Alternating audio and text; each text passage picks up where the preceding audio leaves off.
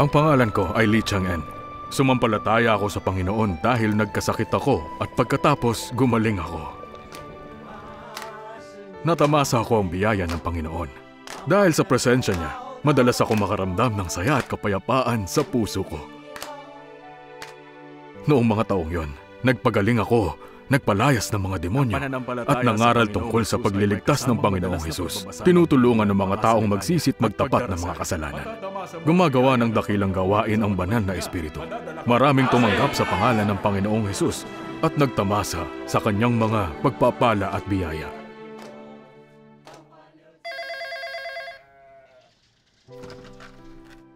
Hello? Nagkasakit ulit ang mister ni Sister Liu. Ha? Nakakatanggap tayo ng 100 ulit ngayon at ng buhay na walang hanggan sa mundong darating. Naisip ko na, kung masasalubong ko ang Panginoon sa buhay na ito at madadala ko pa itaas sa kaharian ng langit habang nabubuhay, kamangha-mangha talaga yon.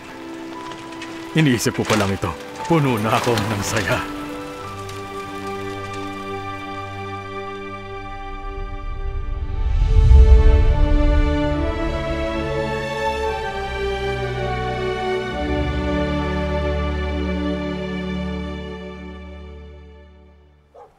Nakakapagtaka. Bakit hindi natin mapalayas ang demonyong ito ngayon?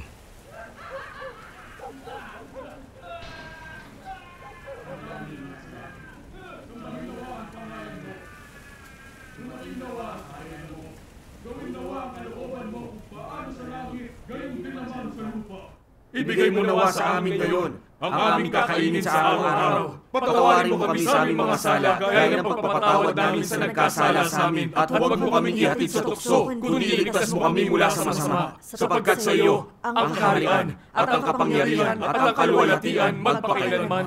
Amen.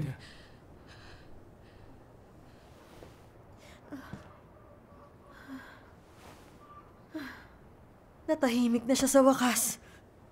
Matindi ang kapit ng demonyo sa kanya. Kundi dahil sa kapangyarihan ng Panginoon, walang makakapagpalayas ng demonyo. Ay, oo nga. Salamat sa Panginoon. Salamat sa Panginoon. Aalis na kami. Sige po. Ingat kayo.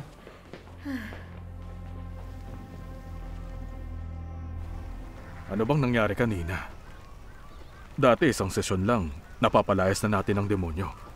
Bakit nahirapan tayong palayasin ang demonyong ito? Baka hindi tayo ganun kakalmadong magdasal.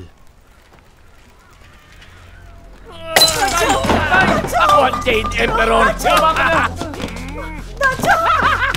Ako si Guan Ying, nakababa na ako sa lupa! Tay! Tay! Makinig kayo! Ako si Tathagata Buddha! Tay! Panginoong Jesus, Dapat kayong sumunod sa akin! Ako ang pinakadakila! Tay! Tay! Tay! Brother Lee! Nakakapagtaka. Bakit di natin mapalayas ang demonyong to ngayon? Hindi ba gumagawa ang Panginoon? Ano nga kaya ang problema? Paano na yan? Magdasal pa rin ba tayo? Brother Lee! Pareho ba to nung huling 2 beses? Oo, ganun na nga. Pagkaalis niyo, bumalik uli ang demonyo. Uy, naalala mo ba ang mga gawa? Kabanata 11, versikulo 13 hanggang 16. Hindi mapalayas ng ilang Hudyo ang isang demonyo at di inaasahang sinapian sila ng espiritong yon. Tapos sinaktan sila. Anong nangyayari? Hindi normal ang nangyayari ngayon. Tila hindi gumagawa ang banal na espiritu. Kung di natin mapapalayas ang demonyong ito at sasapian tayo nito, hindi ba't malaking problema yon? Posible bang mangyari yon? Kasama naman natin ang Panginoon, di ba? Pasensya na, madilim na ngayon. Hindi na kami babalik. Kung matatagalan pa kami, di na kami makakauwi. Umuwi ka na at magdasal ng husto para sa mister mo. Babalik kami kung makakaya namin. Sandali!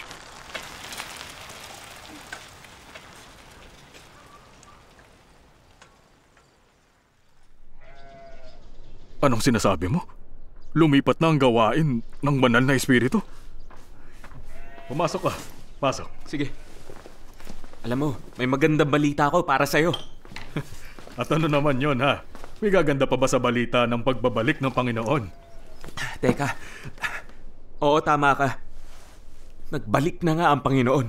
Ha? Ba't di mo na kayang magpalayas ng mga demonyo? Bakit?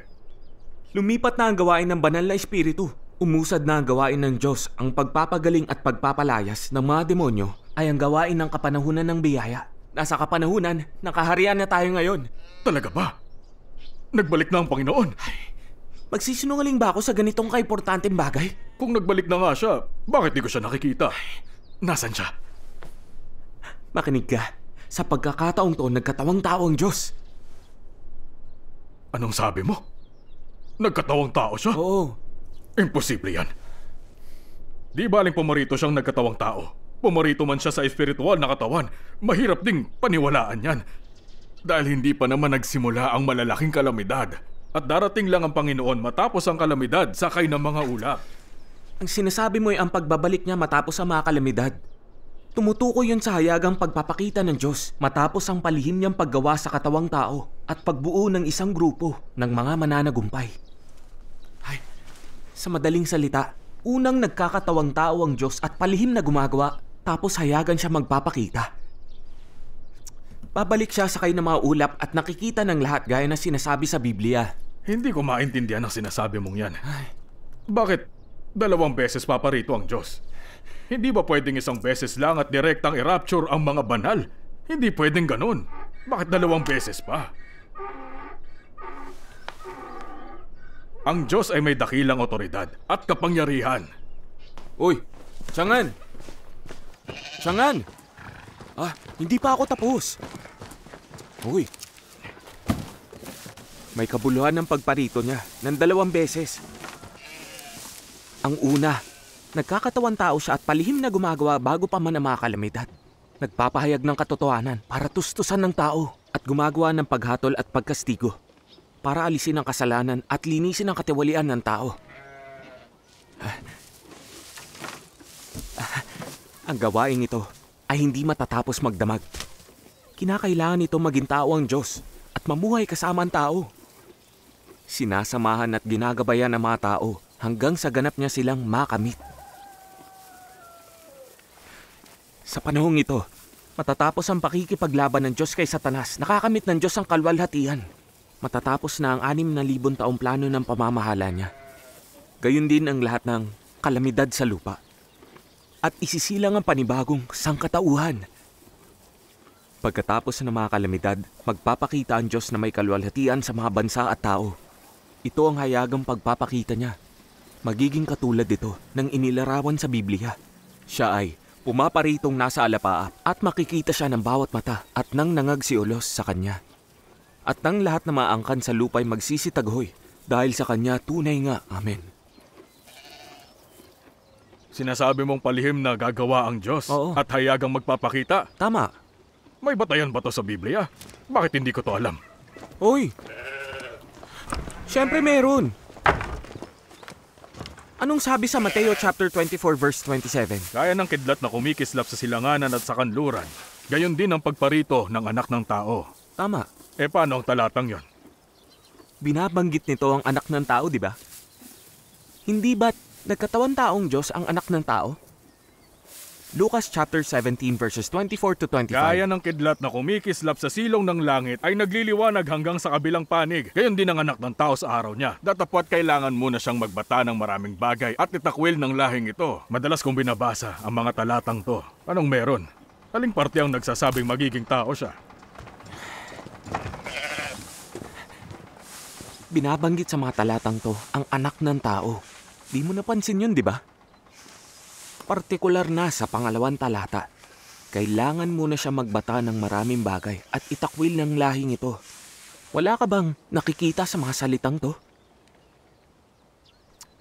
Kung paparito siya bilang espiritual na katawan, magbabata ba siya ng maraming bagay? Maari ba siyang itakwil ng lahing ito?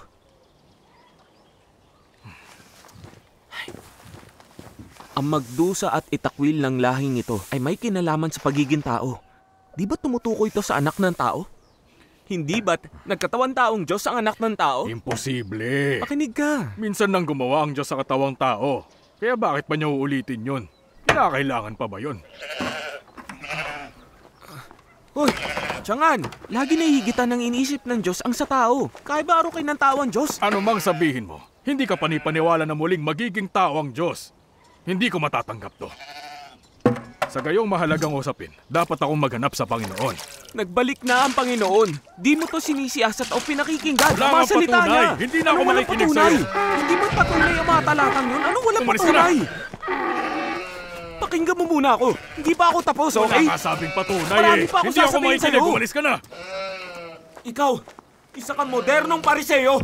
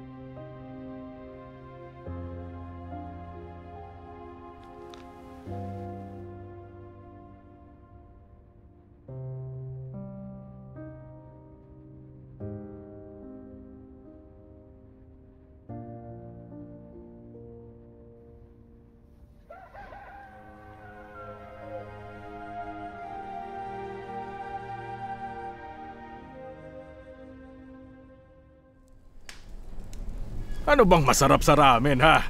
Tara, pumunta tayo sa bahay ko. Brother Lee, nandito ka. Oh. Dali, pasok kayo. Puno ng buhangin ang bibig ko. Ang dami talagang buhangin ngayong araw. Oo nga, sobra. Tatakpan na ng mga taong araw, muntik na akong maligaw. Wala nang araw na maayos. Araw-araw na lang may buhangin. Pasok na, dali. Sige. Patuloy nating talakayin ang paksa ng pagbabalik ng Panginoon. Sige. Sa pagkakataong to, dalawang yugto ang pagpapakita ng Diyos. Sa unang yugto, nagkakatawang tao siya at gumagawa ng palihim bago ang mga kalamidad. Nagkatawang tao siya bago ang mga kalamidad. Sa ikalawang yugto, nagpapakita siya sa kanyang mga ulap pagkatapos ng mga kalamidad. Ang hangganan sa pagitan ng dalawang yugtong ito ay ang malalaking kalamidad. Ang hangganan ay ang malalaking kalamidad? May kabuluhan ba sa lihim na pagparito at paggawa ng Diyos sa katawang tao bago ang mga kalamidad? Meron ba? May connection ba ang pagiging tao ng Diyos at ang mga kalamidad? Oo nga. Oo nga, anong koneksyon? Marami na tayo nakitang mga kalamidad. Tulad ng mga tagtuyot at sandstorm sa buong taon dito. Karaniwang pangyayari na to. Di nito naapektuhan ng pananalig natin. Maapektuhan ba ng mga kalamidad ang gawain ng Diyos? Takot ba siya sa epekto ng mga kalamidad? Hindi ba't galing sa Diyos ang mga kalamidad? Oo, totoo yan. Dahil nagtatanong ang lahat tungkol sa mga kalamidad, talakayin natin kung ano ang mga to para maunawaan ninyo. Kailangan pa ba talagang talakayin yan? Alam na namin kung ano ang kalamidad. Kahit ang mga bata. Oo nga.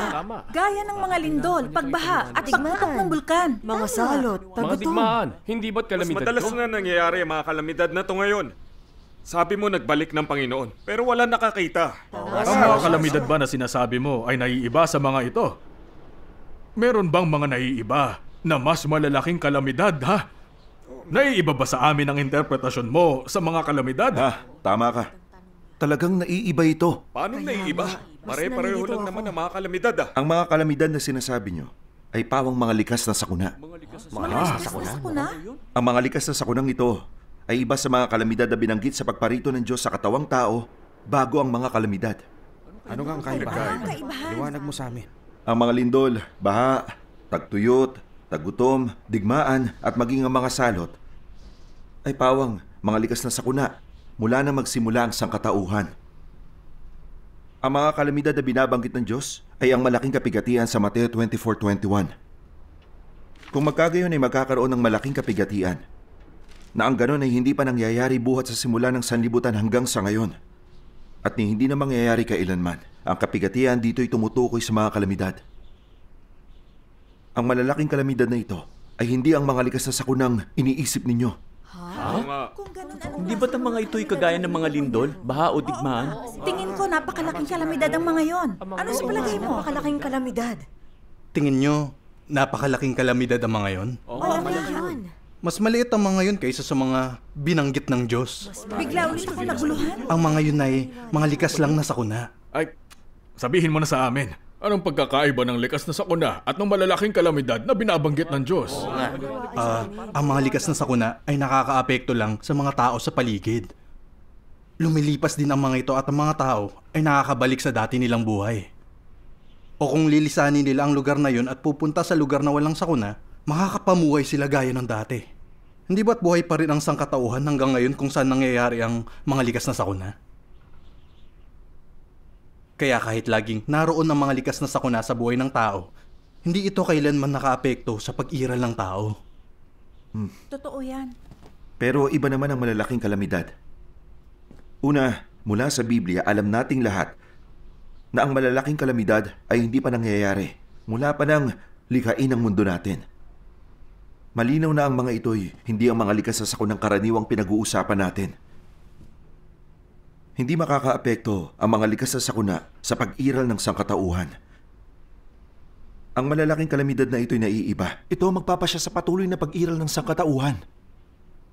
At ang pag-iral ng tao ay mahigpit na nauugnay sa pag-iral ng mundo.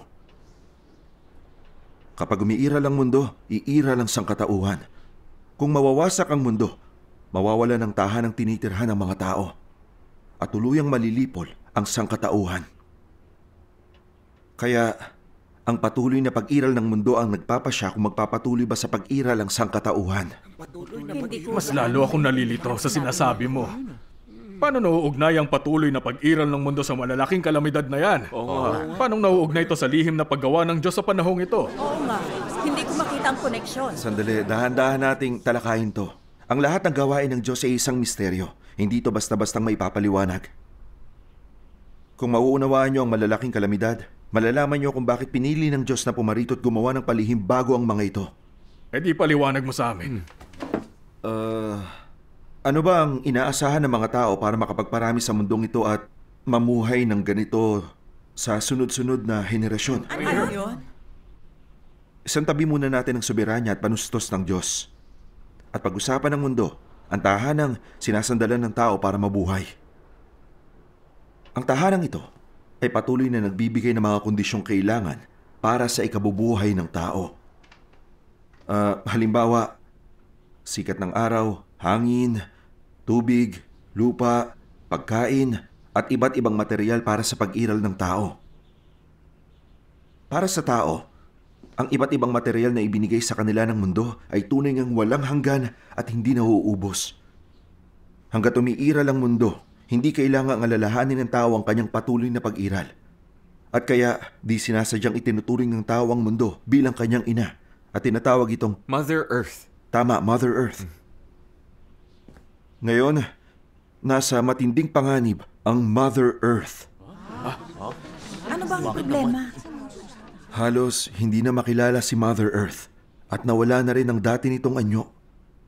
Nasa malaking panganib ang patuloy niyang pag-iral. Hindi na siya maituturing na walang hanggan, hindi na uubos na planeta.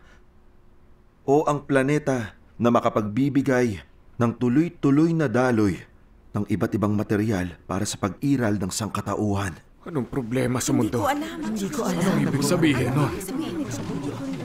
Pagdating sa mga kondisyon ng pamumuhay sa mundo, dapat nating banggitin ang iba't ibang kalamidad na kinakaharap ng sangkatauhan. Teka, sabi mo mga likas na sakuna mga yon na walang kinalaman sa malalaking kalamidad? Ba't binanggit mo pa to?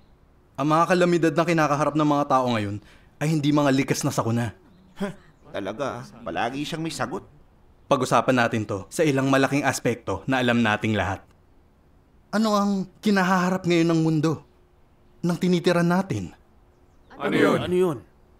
Una sa lahat, mayroon talagang problema sa lupa ng mundo. Ang lupa? Pangalawa, lubha na ring nasira ang mga pananim sa mundo. Nasira ang mga pananim? At pangatlo, ang pangatlo ay... Tubig. Oh, tama. Lahat ng anyong tubig. Ang mga ilog, lawa, dagat, at tubig sa ilalim ng lupa'y kontaminado na. Mapait na ang tubig. At pang-apat, meron na ring problema sa mga polar glacier. Hindi ba't may problema na rin sa food chain? Oo, totoo yan. Panlima, nasira na rin ang food chain. Nasira na ang food chain? Paano nasira? Uy, parang may nakalimutan pa tayo. Oo, ang klima. Malinaw na lumalala na ang klima. Nakikita at nararamdaman to ng lahat sa atin. Totoo yan. Ang panganim at pinakahuli, mga abnormal na klima. Malaking kalamidad ba ang mga Madalas abnormal na unang sa klima? mga balita. Bakit nila binabanggit to habang nangangaral? Hindi ba't lumilihis sila sa Teka, hindi ba't natural lang ang lahat ng mga nangyayaring ito? Parang naiiba to sa mga likas na sakuna. Tama. Ang mga ito ba ang malalaking kalamidad?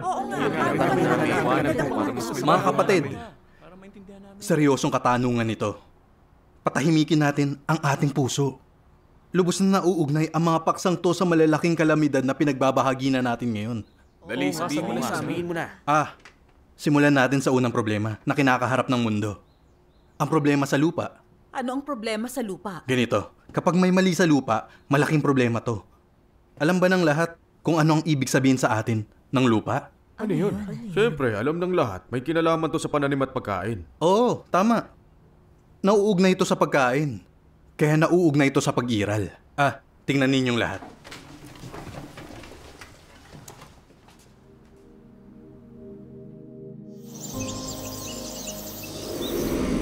Sa kasalukuyan, nagiging buhangin, nasisira at nagiging disyerto ang malawak na parte ng lupa sa daigdig.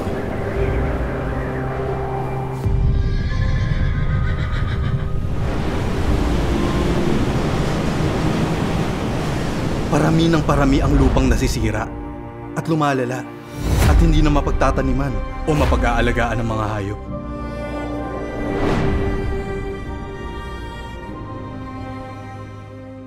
Isang kapat ng lupa sa daigdig ang tuluyan ng naging disyerto. Katumbas yun ng kabuoang lawak ng Russia, Canada at China. Ang tatlong pinakamalalaking bansa sa buong mundo. Ganon pala kalawak. Wala na makakain. Alam ba ninyo kung gaano katagal bago mabuo ang 1 sentimetro ng lupa? Gaano ka alam? Ang sabi, mahigit 1,000 taon daw. 1,000 taon? Grabe, 1,000 taon. Sino ang mamumuhay ng ganong katagal? Ngayon napakahirap ng ibalik ang lupang nasira. Hindi lang yun, patuloy ring lumalala ang sitwasyong ito. Dahil hindi tumitigil ang tao sa labis-labis na pagsasamantala at pagbubungkal sa lupa. Oo nga. Kaya naman, batay sa kasalukuyang sitwasyong to, bukod sa hindi hihinto ang pagiging buhangin at pagkasira ng lupa, mayroon pang mas nakakatakot na kahihinatnan. Ano naman yun?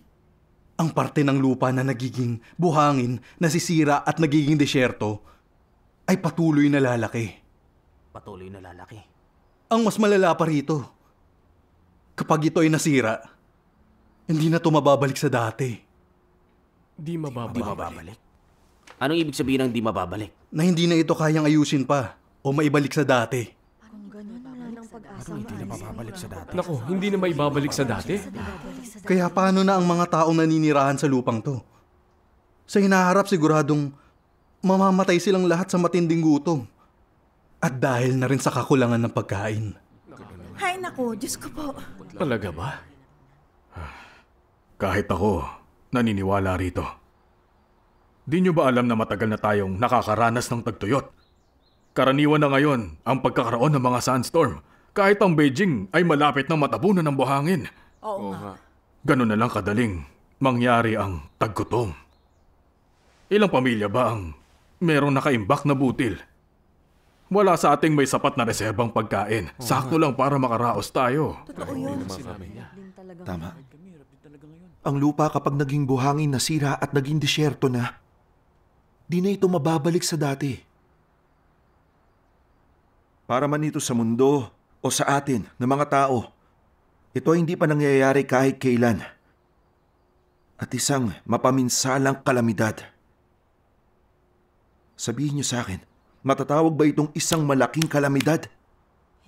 Kakilakilabot, talagang isang malaking kalamidad to. Hindi ba't iba ito sa likas na sakuna? Iba nga. Kaya lang ng mga likas na sakuna na bawiin ang buhay ng isang parte ng populasyon. Samantala kayang wasakin ng malalaking kalamidad ang mundo at kunin ang bawat buhay ng tao. Hindi ba't malaki ang mga kalamidad na ito? May punto lahat ng ipinaliwanag mo. May punto nga sila. Uy, ano sa tingin mo? Hindi kita kayang kumbinsihin, pero nagawa niya. Medyo kumbinsido ka. Sige na. Ang malaking Hindi pa kalamidad siya ng tapos pagiging magsalita. disyerto ng lupa ay sapat na para isa panganib ang buhay ng 1 bilyong tao sa buong mundo. At itulak sila sa kamatayan sa hinaharap.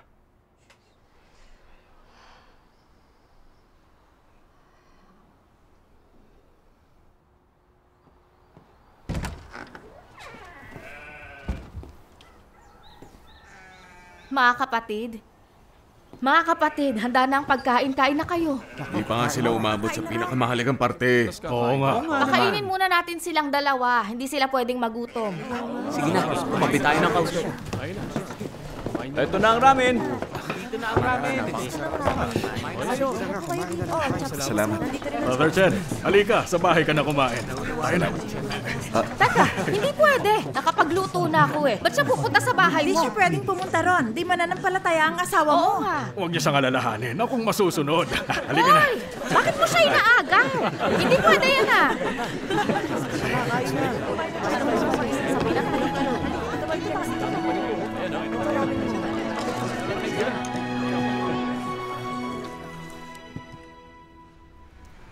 Halika sa bahay. Bibilhan kita ng soft drinks.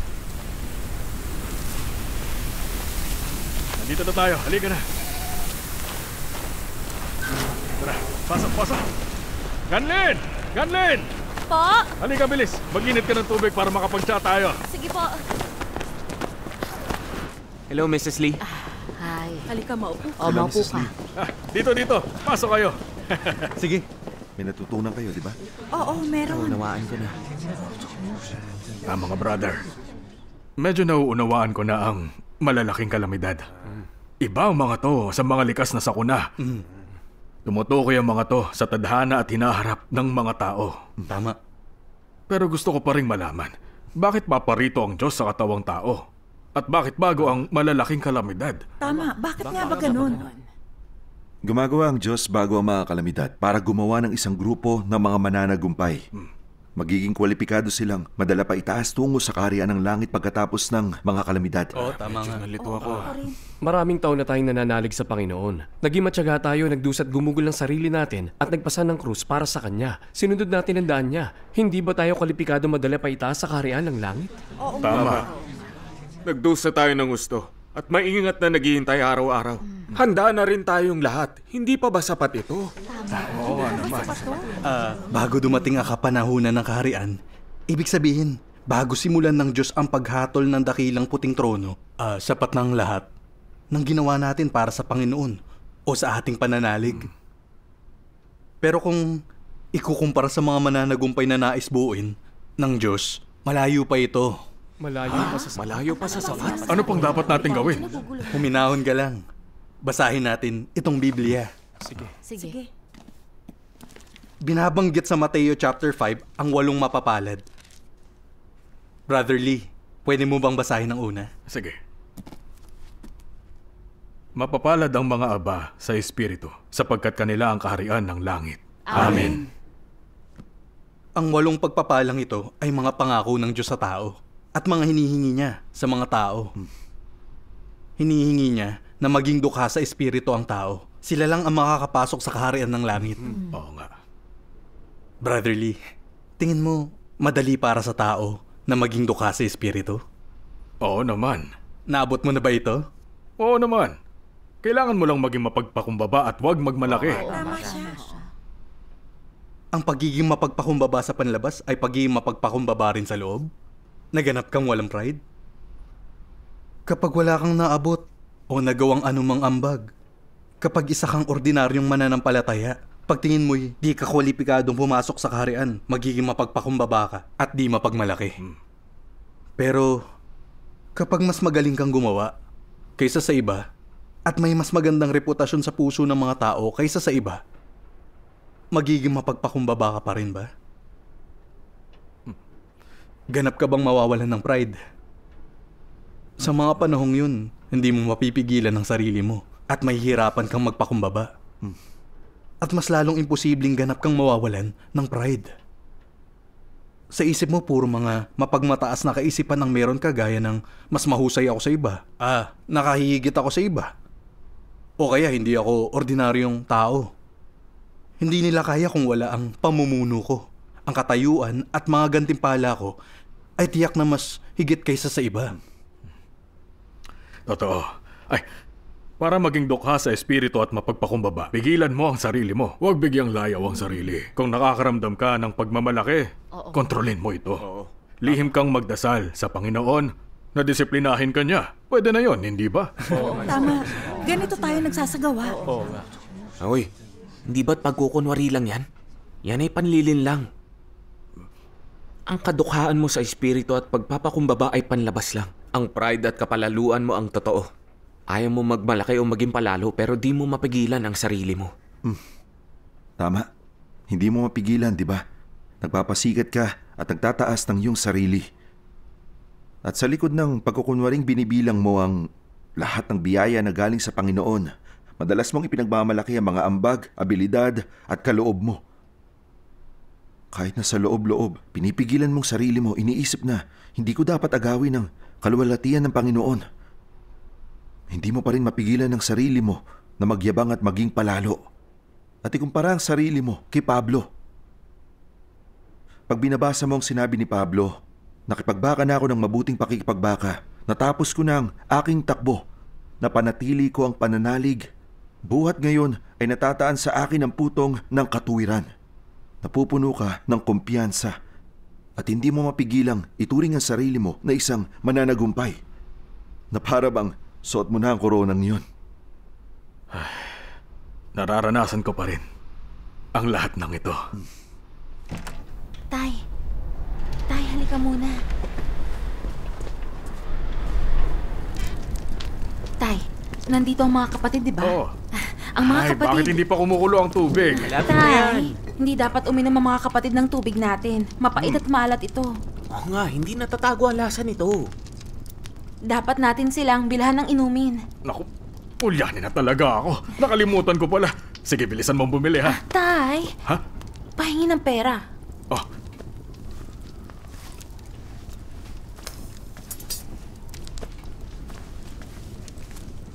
Ito lang ang pera ko. Lumakad ka na. Tatay, bibili rin ba tayo ng prutas? Oo, sige. Sige. Teka kung gayon, kulang ang perang ito. Humingi kayo sa nanay nyo. Pero tayo naman kilala mo na si nanay. Ay, hindi na lang, hindi na. Iisip ako ng paraan. Uutang ako. Tara na. Sige, alis muna kami tay. Ingat kayo! Sa pagsasagawa ayon sa prinsipyong ito na binanggit ng makapangyarihan Diyos, unting-unting naging malinis at dalisay ang puso ko. At madalas ko napapatahimik ang sarili ko sa harap ng Diyos. Kung ikukumpara dati, ang pagkikipagkompetensya at pagkainggit sa iba ay hindi na gaano matindi at madalas. Mabuti. Oo nga. Kahit na muling lumitaw ang mga kalagayang to, di na ako nababagabag dito tulad ng dati. Maganda marinig yan kay Brother Salamat Sam. sa Diyos. Katulad na ipinangako ng Panginoong Jesus, mapapalad ang mga may dalisay na puso sapagkat makikita nila ang Diyos. Amen. Isa pa Tuwan-tuwa sa ka Diyos. sa sarili mo. Ang isang katulad mo, baka kakita raw sa Diyos. At saka sa Brother kasalukuyang... Shu, hindi mo alam to. Pero nung magkasama tayo nangangaral, hindi siya naglalakas loob na magsalita, lalo na kapag marami ng tao. Namumula agad siya, pagkasalita pa lang niya. Hoy, Sishin, sabihin mo sa kanya, hindi ba dati ganun ka rin, ha? Nakalimutan mo na ba? Anong nararamdaman mo kapag nakikita mong mas magaling sa'yo ang iba?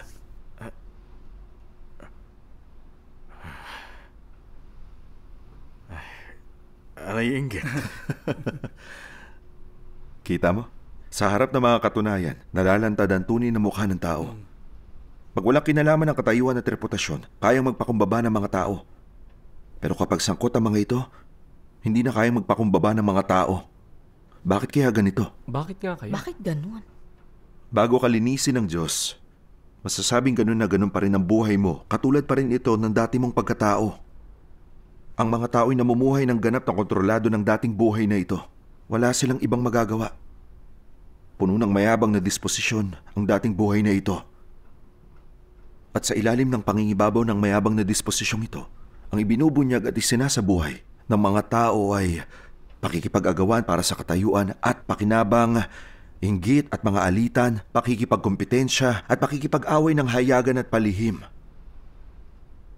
Talagang mas mahirap ang magpakumbaba kesa sa makarating sa buwan. Mas mahirap kaysa sa makarating sa buwan. Totoo lahat yan. Di natin mapigilan ang sarili natin. Oo nga. Nakita ng lahat ang mga katunayang to. Ni hindi mo kayang madaig ang kasalanan. Hindi ka lang madalas nagkakasala. Namumuhay ka rin ng kontrolado ng mga tiwaling disposisyon. Di ka makawala. Oo nga. Ni hindi, maabot ng mga tao ang walong kahingian sa tao na binanggit sa mga mapapalan na ipinangako ng Panginoong Hesus. Tama. Pumasaman ng tao pagdating sa panlabas na ugali. Sa loob puno sila ng makasalanang kalikasan. Nabibigo silang sumunod sa daan ng Diyos. Paano madadala pa itaas ang ganitong mga tao sa kaharian ng langit? Kaya, kailangang higit pang linisin ang mga tao. At hindi lang magbago sa kanilang pag-uugali, kundi madaig din ang kasalanan at hindi na magkasala. Parehong ito ang kailangan ng sangkatauhan at ang gawaing ginagawa ng Diyos ngayon. Kamangha-mangha. Napakaganda. May landas na tayo sa pagwaksi ng makasalanang kalikasan. Salamat sa Diyos. Brother, medyo nauunawaan ko na kailangang pumarito ang Diyos para gumawa ng bagong yugto ng gawain. Pero bakit pa kailangan niyang maging tao? Di ba't pareho lang kung yung espiritu ng Diyos ang gagawa? Bakit hindi ang espiritu niya ang gagawa? Oo nga. Hindi mo pa ito natatalakay. Tama, pag-usapan natin to. Ilang taon na bang lumipas mula nang ipako sa krus at muling nabuhay ang Panginoong Hesus? 2,000 taon. E di 2,000 taon nang gumagawa ang espiritu ng Diyos. Parang ganun na nga. Gumawa ang espiritu ng Diyos sa loob ng 2,000 taon. Marunong ba kayong sumunod sa daan niya? Nalutas na ba ang makasalanan niyong kalikasan? Marahil, hindi pa. Tiyak na hindi pa nalutas. Kanina lang.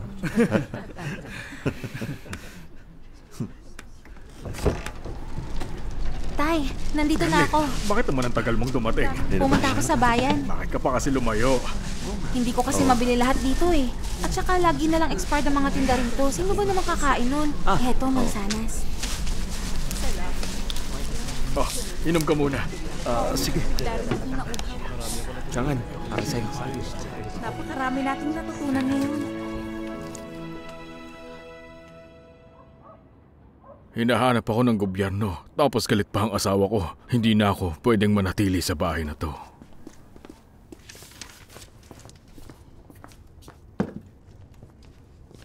Tay, kakain na po tayo.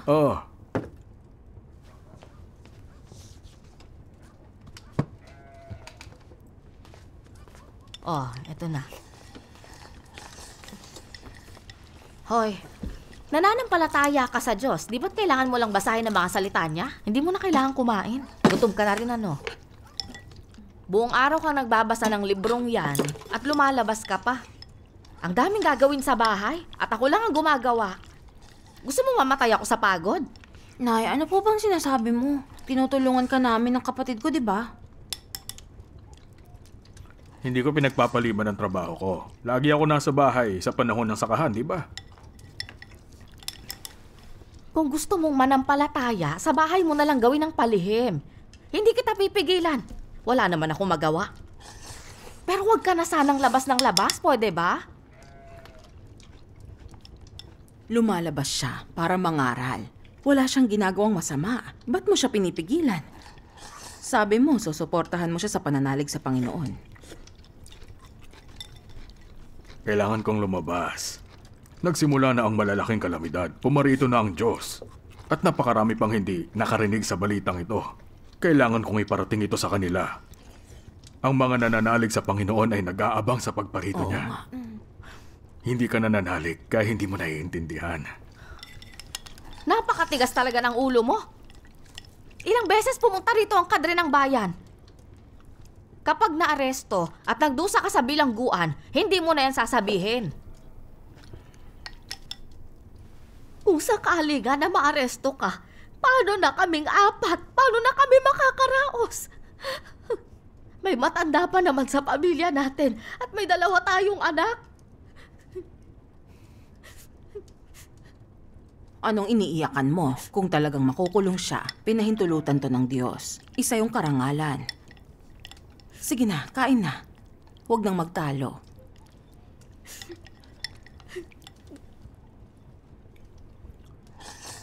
Tay, kung patuloy tayo mananalig, hindi na kami makakapag-aral. Bakit ka natatakot? Ano kung di tayo makapag-aral? Hindi ako natatakot. Gusto kong manalig.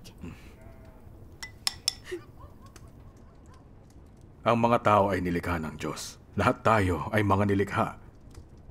Ang pagpapakalat ng ebanghelyo ng kaharian ay tungkulin natin at atas ito ng Diyos sa atin. Oo nga. Hindi ito isang krimen. Huwag kang matakot. Ang lahat ay nasa mga kamay ng Diyos. Ha? Oo nga.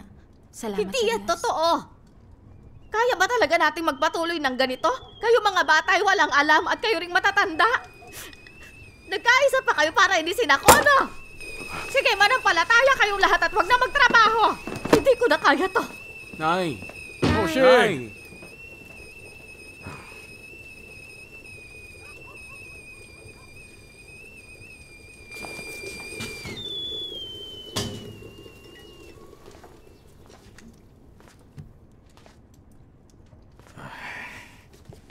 Mabuti naman ang nanay niyo sa lahat ng bagay. Pero wala lang siyang tapang. Alam kong nag-aalala siya sa akin at natatakot siya na mahuli ako. Ang totoo sa puso niya, suportado niya ang pananampalataya natin.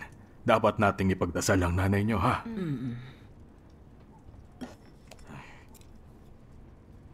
Talagang nahirapan si nanay sa mga nangyari. Matindi ang tagtuyot ngayong taon. Kailangan diligan isa-isa ang mga pananim ng mano-mano. Alam ko. Kayong dalawa, kailangan ninyong mas magtino. Huwag puro laro. Tumatanda na ang nanay nyo. Tulungan ninyo siya sa mga gawain. Huwag niyo siyang galitin. Ganshan, naririnig mo ba ako? Alam ko po. Nay, kumain ka ng gulay. Sige. Ganshan, eto. Ang buhay at kamatayan ng bawat tao ay kontrolado ng Diyos. Kung nais niyang mamatay ka, hindi ka na mabubuhay. Kung ayaw ng Diyos na mamatay ka, anuman ang panganib o malupit na sitwasyon, magiging ligtas ka. Dapat tayong manalig sa Diyos. Huwag tayong huminto sa tungkulin dahil lang inuusig tayo. Tama. Tao pa ba tayo kung gagawin natin yon? Nararapat pa ba tayong maging tagasunod? Tama. Isa pa, labis nating natamasa ang biyaya ng Diyos. Wala tayong konsensya kung di natin susuklian ang pagmamahal niya. Oo nga. Hindi natin pwedeng kalimutan ang dakilang pagmamahal ng Diyos.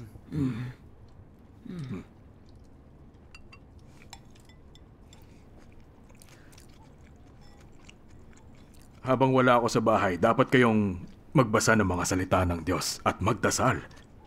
Huwag kayong papipigil sa nanay niyo. At dapat niyong alagaan ng lola niyo. At basahan pa siya ng mga salita ng Diyos. Naiintindihan niyo. Tatandaan ko po. Ganshan, sige na. Tawagin mo ang nanay mo. Ha? Sige na. Opo.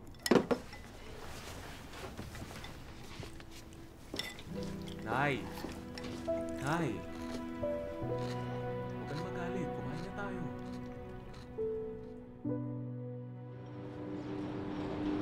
Ano bang klaseng pabrika ang itinayo nila rito?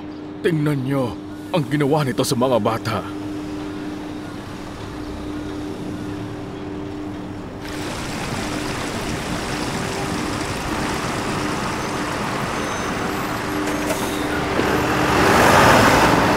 Ano nga ba yun? Hirap huminga.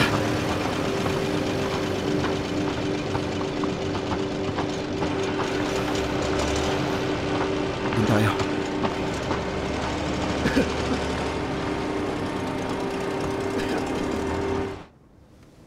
lupa rito sa mundo. Ang mga pananim, ang tubig, pati itong mga polo at food chain. At ang klima. Lubhang nasira ang lahat ng mga nabanggit kong ito. Ang kaligtasan ng sangkatauhan ay nasa kagipitan. Ito ang nararanasan ng mga tao ngayon. Ang mga ito ang malalaking kalamidad na kakaharapin natin. Malalaking kalamidad? Ang mga to ang malalaking kalamidad. Ang malalaking kalamidad na ito ay nasa mga propesiya ng Biblia. Kung magkagayon ay magkakaroon ng malaking kapigatian, na ang ganun ay hindi pa nangyayari buhat sa simula ng sanlibutan hanggang ngayon, at hindi na mangyayari kailanman. Amen. Pag-usapan natin ang pagkasira ng pananim sa mundo. Dahil sa labis na pagputol ng mga tao, tuluyan ng nawala ang 1/4 ng mga kagubatan sa buong mundo. Ha? 1/4? Sa tingin nyo, gaano kalaki yun? Gaano nga ba kalaki? Kasing laki to ng kabuoang lupain ng 2 Estados Unidos. Gaano karaming puno ang naputol? Oo nga. Ang laki ng kasalanan ng mga tao. Sila't walang paki sa mga kahihinatnan. Malalaking parte ng kagubatan ng pinutol at nabawasan ng mga puno dahil dito. Mas lumiit ang kagubatan at lalong nagiging tuyo ang panahon. Kapag sobrang tuyo na, nasusunog na ang mga gubat. Mas lumalala pa ang mga apoy, kaya mas lumiliit ang kagubatan. Nababawasan ang mga puno at gubat sa madalas na sunog. At kapag nabawasan, nagiging mas madalas ang sunog sa gubat. Nagiging isang malupit na siklo, di ba? Wala na talagang pag-asa. Naku po, ito na ba ang katapusan natin? Oo nga. Ang South America, ang may pinakamalaking tropikal na kagubatan. Alam nyo kung ano to? Hindi namin alam. Hindi ba ito ang Amazon Rainforest? Oo, tama ka. Nabalitaan ko na may higit sa 200,000 na sunog doon noong 2004. Higit sa 200,000? Ganun Sa karami? isang taon. Sa isang taon lang. Grabe Paano mabubuhay ang mga tao ron? Maraming nagsasabi na ang Amazon Rainforest ang baga ng mundo. Ang baga ng mundo? Anong ibig sabihin nun? Ibig sabihin, tumutulong to sa mundo na huminga, magsala at maglinis ng hangin. Bukod sa nagbibigay ito ng oxygen sa mga tao, sinisip-sip din ito ang carbon dioxide na inilalabas ng mga tao. At ang maruruming hangin ng modernong industriya, gaya ng mga sasakyan, aircon at iba't ibang pabrika ng kemikal, pinapabagal ang bilis ng global warming. Napakahalaga talaga ng Amazon Rainforest para sa mga tao. Kaya lang, nang dahil sa tuloy-tuloy na pagputol ng mga puno at pagsira ng mga sunog sa gubat, patuloy na lumilit ang Amazon Rainforest.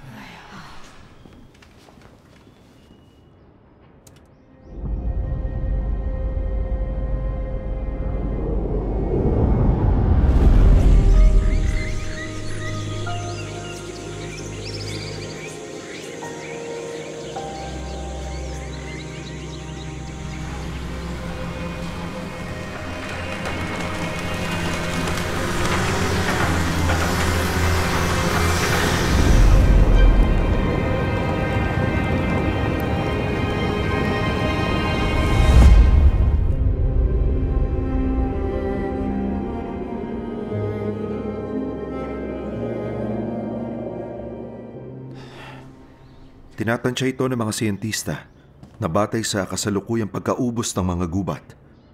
Malaki ang posibilidad na tuluyang mawala ang Amazon sa hinaharap. Ay, tuluyang mawala? Malala talaga. Kahit papano, maaaring mapagaan ng Amazon Rainforest ang epekto ng mga bagyo at hangin. Ang makapal na pananim doon ay maaaring magpabagal sa epekto ng pagbagsak ng ulan at bilis ng hangin. Binabawasan ang pagwasak ng mga bagyo sa sangkatauhan. Kita nyo? Kahit ang Amazon Rainforest lang, malaki na ang epekto sa atin. Kaya maisip ninyo na ang epekto sa sangkatauhan ng napakaraming kagubatan sa buong mundo na pinuputol o nasusunog ay mas lalo pang malaki. Tama ang sinabi niya. Tama ang sinabi niya. Kaya naman, lalong nagiging hindi normal ang panahon at marumi ang hangin. Ang lahat ng penomenong ito ay hindi pa nangyayari sa kasaysayan ng tao. Ang mga ito ay hindi na maibabalik sa dati. Hindi ba't malalaking kalamidad ang mga ito? Ang mga ito ay malalaking kalamidad. Kaya pala habang tumatagal, mas lalong umiinit. Totoo nga yan. lalong nagiging mainit ang panahon. Mas umiinit din kada taon. Noong nakaraang 2 taon, parehong malamig at mainit ang panahon. Mas malamig ngayon kaysa dati. Oo. Talagang kakaiba ang panahon ngayon. Nakamamatay sa init at nakapanginginig sa lamig. Kaugnay kaya to sa dami ng mga taong may kanser sa baga? Tiyak yun. Nauubos na ang kagubatan. At kakaunti na lang din ang mga pastulan. Ano magiging kahihinatnan nun? Di naman to makakaapekto sa atin? Maaaring makaapekto ito sa mga pastol o sa mga taong nakatira sa pastulan.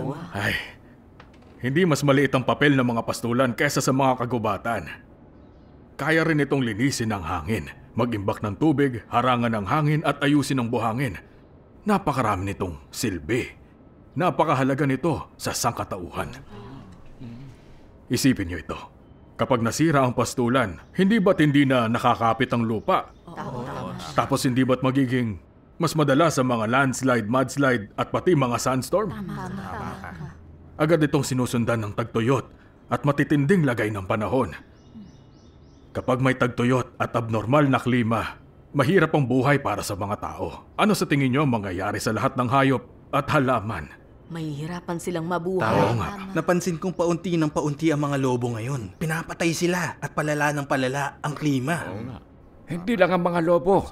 Hindi ba't kakaunti na lang din ang ibang hayop? Oo, tama siya. Ang lahat ng ito ay nangyayari sa paligid natin.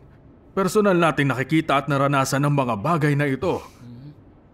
100 taon na ang nakalipas. Ang paminsan-minsang mga sunog sa kagubatan, tagtuyot at mudslide ay may tuturing ng mga likas na sakuna lang. Pero ang mga sakuna ngayon ay talagang hindi na pangkaraniwan. Anong ibig mong sabihin? Di ba't mga sakuna to lahat? Tama. Ano ang kaibahan? Isipin nyo, pandaigdigan ng lahat ng mga sakunang ito. At tuloy-tuloy, pagkatapos ng isa, susunod na naman ang isa. At patuloy na lumalaki ang mga ito. Isang araw, may sunog sa gubat sa Asya. Sa susunod na araw, meron na rin doon sa Amerika. Isang araw sa North America, sa susunod sa South America naman. Isang araw nasa Australia, sa susunod ay sa Canada. Para mapula mga apoy na to, nagpapadala sila ng mga eroplano. Walang magagawa ang mga tao tungkol dito. Nanonood na lang sila habang nilalamon ng apoy ang lahat ng kanilang ari-arian.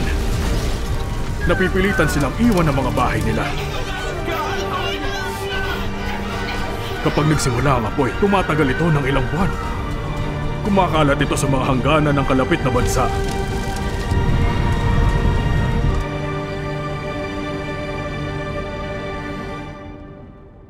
Isang likas na sakuna lang ba ang mga ganon kalaking kalamidad? Tuloy-tuloy ang mga kalamidad na ito. Sinasaklaw ang buong mundo. Batay sa mga kinahinatnan ng mga ito, ang mga ito ay hindi na maibabalik at maaayos. Kung titingnan ang sitwasyon ngayon, para sa mga tao, isa itong walang kapantay at mapangwasak na kalamidad. Isang mapangwasak na kalamidad?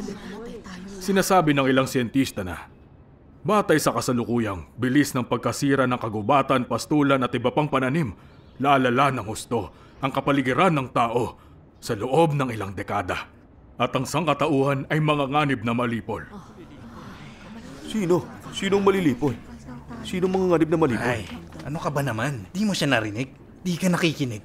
Ang sangkatauhan, tayo yun. Malilipol ang sangkatauhan. Totoo yan. Sa madaling salita, ang paglitaw at pagpapatuloy ng mga sangunang ito ay magtutulak sa mundo patungo sa katapusan. At magwawakas din ang buong sangkatauhan. Sabihin niyo sa akin, hindi ba't ito'y isang malaking kalamidad? Oo, malaking kalamidad nga ito. Akala ko nun, mga likas na sakuna ang mga ito. Talagang naiiba ang mga likas na sakuna sa malalaking kalamidad. Bakit hindi natin ito naunawaan noon? Ay, ganun na nga. Ngayong nauunawaan na ninyo, pag-isipan ninyo kung tinutupad ng malaking kalamidad na ito ang pahayag 8.7. Humihip ang unang anghel at umulan ng yelo at apoy na may halong dugo at itinapon iyon sa lupa. Ang ikatlong bahagi ng lupa ay nasunog, ang ikatlong bahagi ng mga punong kahoy ay nasunog, at ang lahat ng sariwang damo ay nasunog. Totoo nga. Parehong-pareho ito. Dumating na ang malalaking kalamidad, pero nasa dilim pa rin tayo. At hindi natin ito alam. Kaya pala taon-taon ay mas mainit kaysa sa huli. Lalong nagiging marumi ang hangin. Patuloy ang paglakas ng mabuhanging hangin sa atin sa hilagang kanluran. Nagkaroon ng nyebe nung Hunyo sa ilang lugar. Kung magpapatuloy ang ganito, parang walang katapusan ang tagtuyot na to. Sinong may alam kung kailan tayo mawawala ng pagkain? Umasa tayo noon na magiging magandang kalagayan. Hindi natin akalain na mas lalala to. Dito mababalik sa dati. Malalaking kalamidad ang mga ito. Isipin ninyo, ang isang aspekto lang na to ng pagkasira, ito.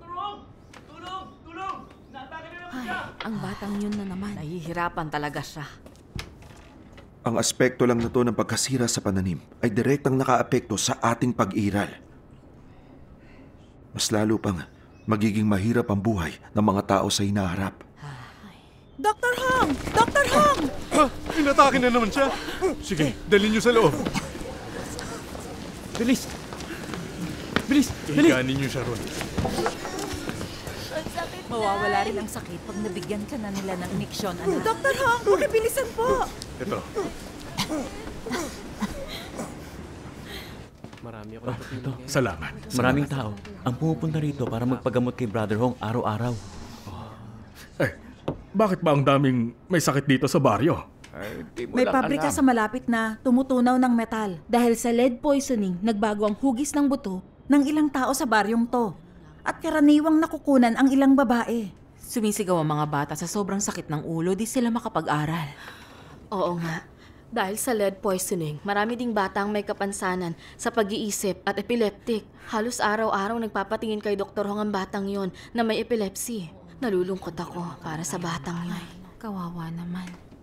Napakarumi at napakabaho ng ilog dun sa tabi ng pabrika. Dati, madalas maglaro ang mga bata ron. Pero ngayon, wala nang pumupunta ron. Kontaminado na rin daw ang tubig sa ilalim ng lupa.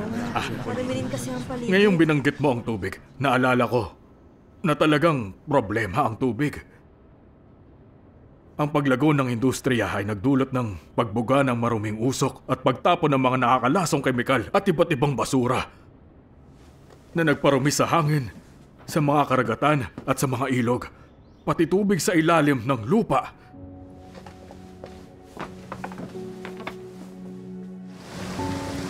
Patuloy na nagiging madumi ang tubig sa dagat at ilog.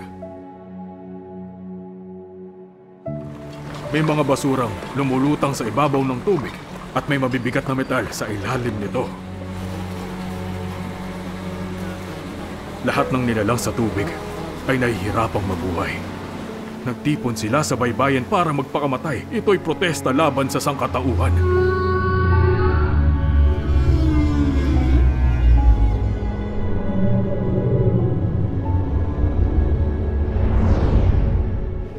Halos lahat ng ilog dito sa mundo natin ngayon ay kontaminado. Dito sa China, masasabi rin natin na lubhang kontaminado na ang mga lawa at imbakan ng tubig. Hindi mo to pwedeng hayaang dumampi sa balat mo. Marami ring tubig ang hindi pwedeng gamitin sa irigasyon. Ano mangyayari kung iinumin ito ng mga tao? Kahit di sila mamatay, magkakasakit sila. Kaya maraming kakaibang sakit sa paligid. Sinabi ng State Council nitong taon na sa 2030, halos mauubos na raw ang mga yamang tubig dito sa China. Ibig sabihin, wala nang magagamit na tubig. Wala na tayong naiinom na tubig ngayon, lalo na sa 2030. Tubig pa ba ang iniinom natin? Hindi ba't isa tong lason? Ano pa bang maiinom natin? Wala na tayong magagawa. Sinasabi sa pahayag chapter 8 verses 10 to 11, at humihip ang ikatlong anghel, at nahulog mula sa langit ang isang malaking bituin na nagliliyab na gaya ng isang sulok, at nahulog sa ikatlong bahagi ng mga ilog at sa mga bukal ng tubig. At ang pangalan ng bituin ay Ahenho, at ang ikatlong bahagi ng tubig ay naging Ahenho. At maraming taong nangamatay dahil sa tubig sapagkat mapait ang tubig. Isipin niyo, hindi ba't ang sinasabi sa talatang to ay tumugma sa kasalukuyang kalagayan ng polusyon sa tubig? Oo, tama. Ano sa tingin niyo? Natupad ba ang talatang ito? At ang ikatlong bahagi ng tubig ay naging ahenho at maraming tao ang nangamatay dahil sa tubig sapagkat mapait ang tubig. Mukhang natupad na nga ang lahat ng ito. Ganito ito kalubha. Kita nyo? Ang ikatlong bahagi ng tubig ay naging aheno at mapait ang tubig na binanggit dito ay ang umpisa na ng malalaking kalamidad. Kung titignan natin ang sitwasyon ngayon, hindi ba at lampas na sa 1/4 ang antas ng polusyon ng tubig? Sobra pa roon. Kung gayon isipin nyo, kung gaano nakalawak ang pagkalat ng mga malalaking kalamidad sa buong mundo. Talagang nagsimula na ang malalaking kalamidad. Madalas kong basahin ang pahayag, pero hindi ko alam na natupad na ito. Hindi ko namalayan na ito'y nangyayari na pala. Kung titingnan ang lawak ng malalaking kalamidad, hindi lang nagsimula na ang mga ito. Lumampas na ang mga ito sa saklaw na iprinopesiya sa aklat ng pahayag. Totoo yan. Kaya isipin nyo, mula ngayon hanggang sa pagkalipol ng sangkatauhan, ilang oras na lang ang natitira. Marami pa bang natitirang oras? Mula nang magsimulang gumawa ang tao ng malakihang industriya hanggang sa umabot sa ganitong antas ang polusyon sa tubig, ilang taon nang lumipas. 40 o 50? 50 o 60? Sa loob lamang ng 50 hanggang 60 taon kontaminado na ang tubig sa mundo. Wala na tayong mainom. Ganito katagal na taon ng polusyon ang naglagay sa mundo sa matinding kagipitan. Makakapagpatuloy ba ang mundo sa susunod na 50 hanggang 60 taon?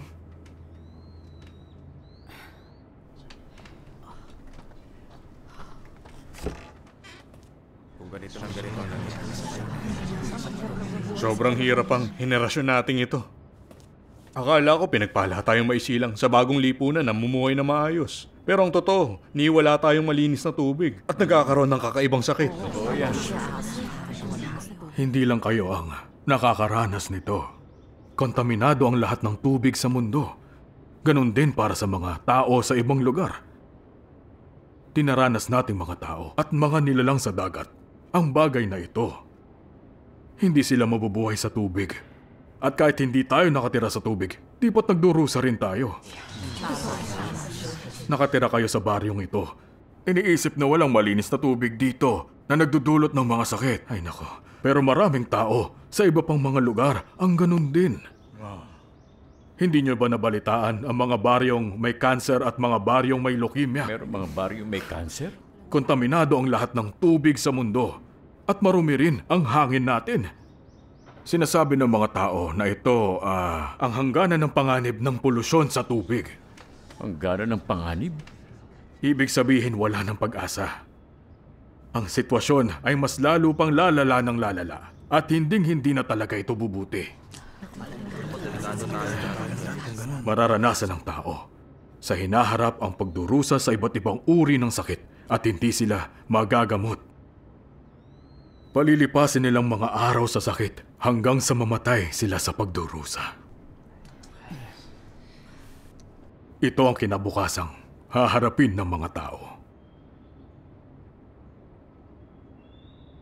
Sa paggamot sa mga sakit ngayon, may ibsan mo lang ng kaunti ang sakit nila pero di mo malulutas ang ugat ng mga problema nila.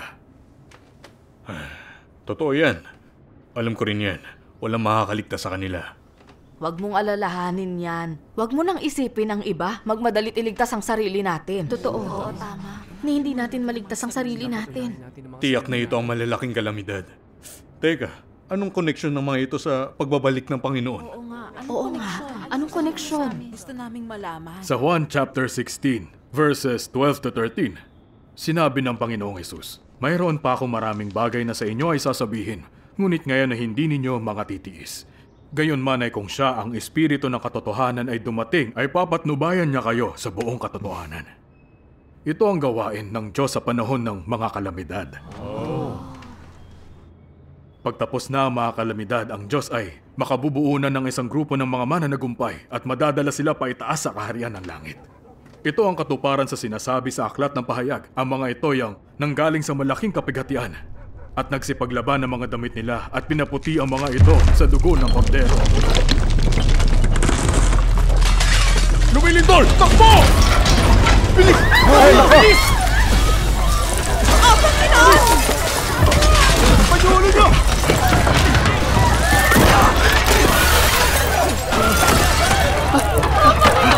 Oh, Panginoon! Iligtas mo ako!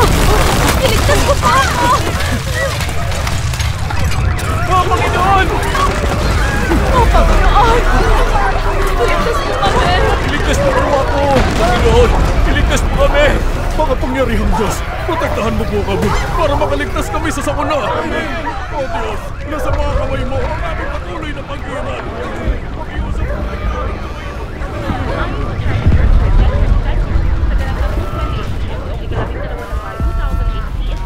nagkaroon ng 8.0 na register sa West 1,061. Ang epicenter ay nasa 31 degrees north, 103.4 degrees east.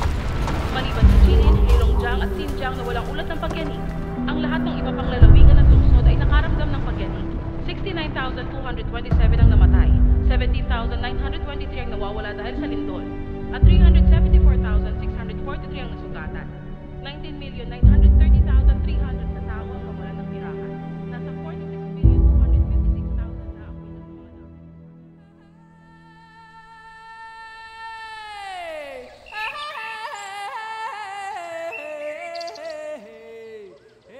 ang ang aking patimpalak sa pagkanta, kasama si Elder Wang.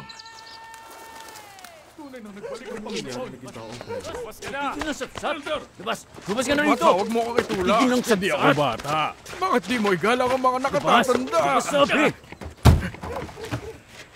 Brother, tayong nananalig sa Panginoon na isang pamilya. Hindi mo kami pamilya! Lumabas ka na! Lumabas ka na! Tao mo! Alis na! Hoy! Ikaw! Ano bang ginagawa mo dyan, tanda? Ha? Alis na! Nahirapan akong makarating dito para makita si Elder Wang. Gusto ko sanang hingin ang patnubay niya.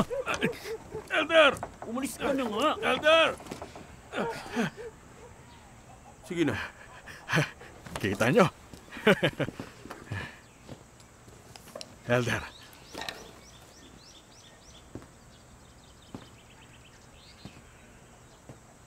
Kakantahan ko kayo ng isang himno. Kaya makinig kayong mabuti. Sige. 以后我们这活着还存留的人，必和他们一同被提到云里，在空中与主相遇，在空中与主相遇。 这样我们就要和主永远同在，永远同在。 Amen! Magaling! Magaling! Magaling! Nauunawaan ba ninyo ang himnong kinanta ko? Oo naman. Kaya niyo bang kantahin? Hindi eh. Kung hindi nyo kayang kantahin, paano kayo makakapangaral sa labas? Oo nga. Umuwi na kayo. Lumabas na kayo! Huwag nyo ipahiya sarili nyo. Elder, tiyak na mas marami kang alam na kantahin kesa sa amin. Oo nga. Elder, may natutunan din akong ilang himno. Kantahin mo. Sige. 耶稣的再来，对于能接受真理的人，是一个极大的拯救。对于不能接受真理的人，就是被定罪的记号。你们当选择自己的路。 当选择自己的路，不要做亵渎圣灵、弃绝真理的事，不要做无知狂妄的人，当作顺服圣灵引导，渴慕寻求真理的人，这样对你们才有益处，对你们才有益处。 Amen. Amen. Hoy, medyo bago ang himnong ito ah. Oo nga. Elder, tiyak na kaya mo ring kantahin yon. Hindi ko pa nga naririnig ang himnong yan. Saang parte ng Biblia ito galing? Gusto lang kitang tanungin kung maganda ba ang tunog nito. Maganda. Tatanungin kita ngayon. Gusto mo bang malaman kung saan yun galing? Teka, hindi mo na kailangan pang sabihin. Sabihin mo lang ng malinaw kung bakit magbabalik ang Panginoon sa katawang tao. At maniniwala ako. Sige. Elder, mula nang gumawa ang Diyos sa Israel hanggang sa pagpapako sa krus ng Panginoong Jesus, hanggang ngayon, 6,000 taon nang lumipas. Oo, ganun nga. Bakit mo sinasabi yan? Sa loob ng 6,000 taon, patuloy na gumagawa ang Espiritu ng Diyos. Pero nalutas bang makasala ng kalikasan? Inaamin mo ba na nagkakasala ka pa rin ngayon? Ay, itigil mo lang, Satsat. Huwag nang magsalita ng kung ano pa. Sabihin mo na lang kung bakit babalik ang Panginoon sa katawang tao. Kung maipapaliwanag mo to ng malinaw, mag-usap tayo. Oo nga, may papaliwanag mo pa to ng malinaw?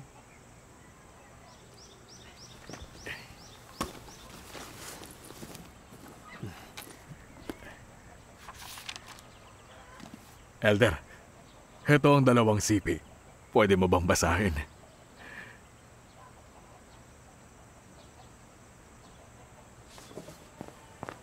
Ako na. Itong sipi. Sige. Ang pagliligtas ng Diyos sa tao ay hindi direktang ginagawa gamit ang pamamaraan ng Espiritu at pagkakakilanlan ng Espiritu. Ay, lakasan mo pa. Sapagkat ang kanyang espiritu ay hindi maaaring mahawakan o makita ng tao at hindi siya maaaring malapitan ng tao. Hindi kita marinig.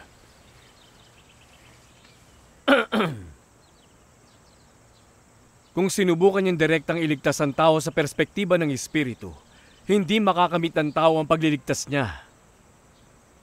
Kung hindi sinuot ng Diyos ang panlabas na anyo ng nilikhang tao, hindi siya magkakaroon ng paraan na makamit ang kaligtasang ito.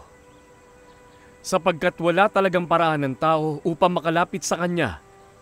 Katulad ng walang nakalapit sa ulap ni Jehovah, maaari lamang niyang personal na maisagawa ang salita sa lahat ng sumusunod sa Kanya sa pamamagitan ng pagiging isang nilikhang tao. Ibig sabihin sa pamamagitan lang ng paglalagay ng Kanyang salita sa Kanyang magiging katawang tao. Sa ganitong paraan lang maaaring personal na marinig at makita ng tao ang kanyang salita. At higit pa rito, makamit ang kanyang salita. At sa pamamagitan nito ay ganap na mailigtas. Magpatuloy ka. Kung ang Diyos ay hindi nagkatawang tao, walang sino man na may laman at dugo ang makakatanggap ng ganoon kadakilang kaligtasan. At wala rin kahit isang tao ang maliligtas. Kung ang Espiritu ng Diyos ay gumawa ng direkta sa gitna ng sangkatauhan, ang buong sangkatauhan ay babagsak. O di kaya ay ganap na mabibihag ni Satanas dahil hindi kaya ng tao na makalapit sa Diyos. Ganap na mabibihag. Babasahin ko.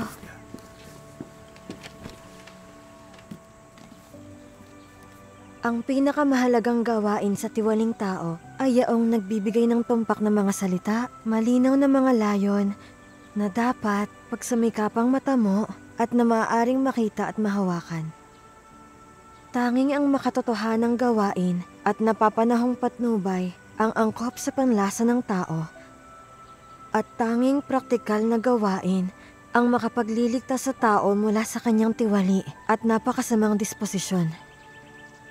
Maaari lamang itong makamit ng Diyos na nagkatawang tao. Tanging ang Diyos na nagkatawang tao ang makapagliligtas sa tao mula sa kanyang dating tiwali at napakasamang disposisyon. Bagamat ang Espiritu ang likas na diwa ng Diyos, ang gawaing tulad nito'y maaari lamang gawin ng kanyang katawang tao.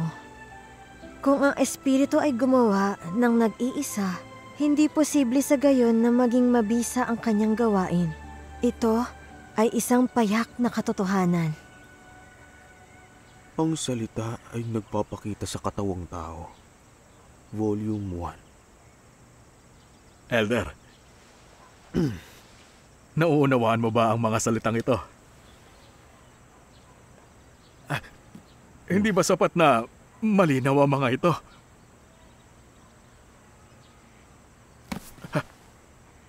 Mas malinaw ang mga salitang ito kaysa sayo. Kung pinabasa mo sa akin to ng mas maaga, sana ay paunang salita, bagamat maraming tao ang naniniwala sa Diyos, kakaunti ang nakakaunawa kung ano ang kahulugan ng pananalig sa Diyos.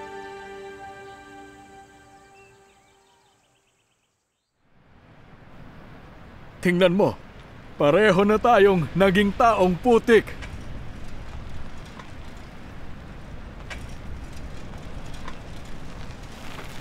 Galing mo, Brother Lee.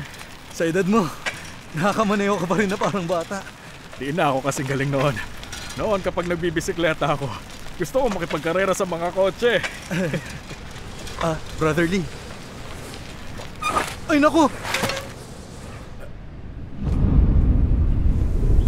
Naku po, paparating ang sandstorm! Bilisan natin!